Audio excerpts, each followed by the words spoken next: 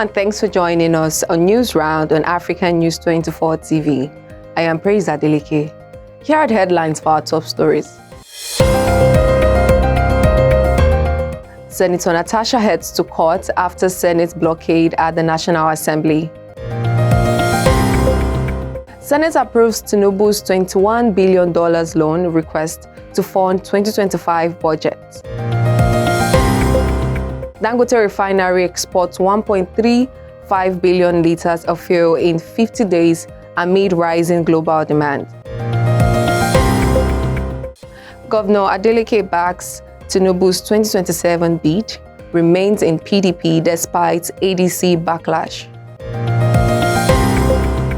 Efcc to prosecute 17 suspected internet fraudsters arrested in Nassarawa State. Suspended Senator Natasha Akpoti of Kogi Central has vowed to take legal action against the Senate leadership after being denied access to the National Assembly complex on Tuesday, despite a court order mandating her reinstatement. Speaking to journalists, Akpoti described the blockade as a violation of judicial authority and said she would immediately consult her legal team to initiate the appeal process. She also questioned the legitimacy of her suspension, calling it fraudulent and flawed from the start. The Senate has approved President Bola Ahmed Tinubu's external borrowing plan of over $21 billion for the 2025 to 2026 budget period. The loan aims to support the full implementation of the 2025 national budget. The approval also allows the federal government to raise up to $2 billion through a foreign currency instrument in the local market. The endorsement followed a report presented by Senator Aliu, who explained that the request was initially submitted on May 27, but its consideration was delayed due to the Senate recess and documentation issues. In a major boost to Nigeria's fuel export industry, the Dangote Petroleum Refinery has exported approximately 1.3 billion liters of petrol in the last 50 days.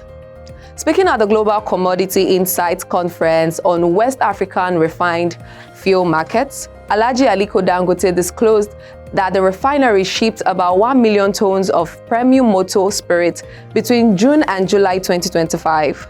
This milestone underscores the rising global demand for Nigerian refined petrol, even as local marketers continue to depend on imports. The political landscape in Osun State took a new turn as Governor Ademola Adeleke and key PDP leaders publicly endorsed President Tinubu's 2027 re-election bid. The endorsement was made during a high-level stakeholders meeting where Adeleke reaffirmed his loyalty to the People's Democratic Party and dismissed speculations about a possible defection to the APC.